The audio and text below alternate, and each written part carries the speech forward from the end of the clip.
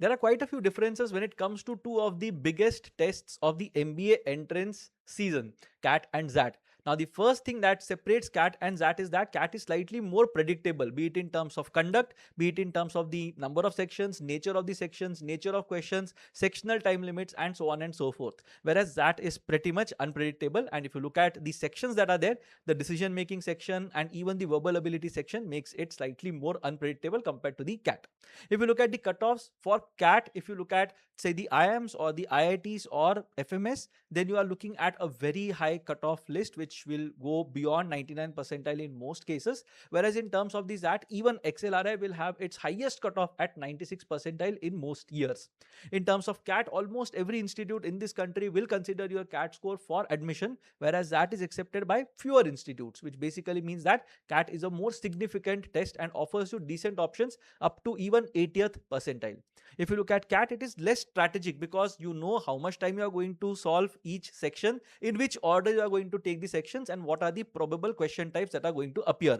Whereas in terms of XAT, all these things are pretty much variable, and you will basically have a lot of time to solve fewer questions, which basically means you will have to figure out which section to do earlier, for how much time to do those sections, how to finish the entire test in rounds, and so on and so forth. If you look at the nature of the CAT, I think it is slightly more engineer friendly because of the presence of the DILR section, whereas XAT I would say is more non-engineer friendly because it has a DM section and slightly denser VARC. In terms of specializations, if you are going to pursue HR, you have to look at XAT as a serious option because there is the best college in India, which is XLRI Jamshedpur for HR, which